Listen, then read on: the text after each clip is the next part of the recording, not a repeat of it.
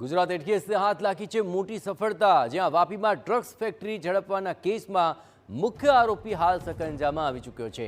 લાંબા સમયથી ફરાર આરોપી મેહુલ ઠાકોરની ધરપકડ કરી લેવામાં આવી છે। નશાના કારોબારના પર્દાફાશ બાદ આરોપી નેપાળ ભાગી ગયો હતો।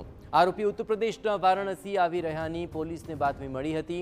ઉત્તર પ્રદેશ પોલીસને સાથે રાખીને આરોપીને દબોચી લેવાયો છે। અગાઉ આ કેસમાં 2 આરોપીની ધરપકડ થઈ છે। આરોપીના 25 ફેબ્રુઆરી સુધીના રિમાન્ડ મંજૂર કરવામાં આવ્યા છે।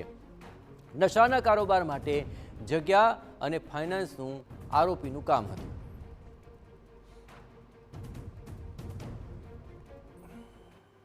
ઝારખંડથી, વેસ્ટ બેંગાલથી, બિહારથી અને નેપાળમાં જતો રહેલો અને એ ત્યાં એક ભાડાનું મકાન રાખી એ અને વિવેક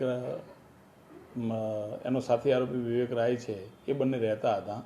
એ દરમિયાન એ એના રિલેટિવના ત્યાં કોઈ એન્ગેજમેન્ટ છે અને મંદિરમાં પૂજા કરવા માટે આવેલો હતો।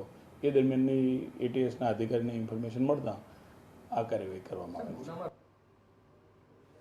આરોપી મેહુલ ઠાકોરની અગાઉ કોર્પોરેટ સલીમ મેમણની હત્યાના કેસમાં પણ ધરપકડ થઈ હતી। ઓક્ટોબર 2025 દરમિયાન વાપીના એક બંગલામાં ડ્રગ્સ બનાવતી ફેક્ટરીને એટીએસે ઝડપી પાડી હતી અને 30 કરોડથી વધુ કિંમતનું ડ્રગ્સ જપ્ત કરવામાં આવ્યું હતું।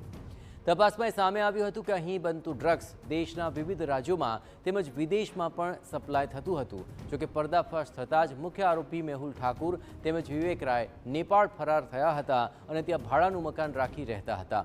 મેહુલ ઠાકોરની ધરપકડ બાદ આ કેસમાં વધુ ખુલાસા થવાની શક્યતા છે। મેહુલ જ ડ્રગ્સ બનાવવાના ધંધામાં નાણાં રોકતો હતો અને તેનો સૌથી વધુ નફો લેતો હતો। મેહુલનું મુખ્ય કામ હતું કે આ ફેક્ટરી માટે જરૂરી કેમિકલ માટે ફાઇનાન્સ કરવાનું અને જગ્યા પ્રોવાઈડ કરવાનું અને એનો મુખ્ય હિસ્સો પણ એના નફાનો એ જ મેળવતો હતો।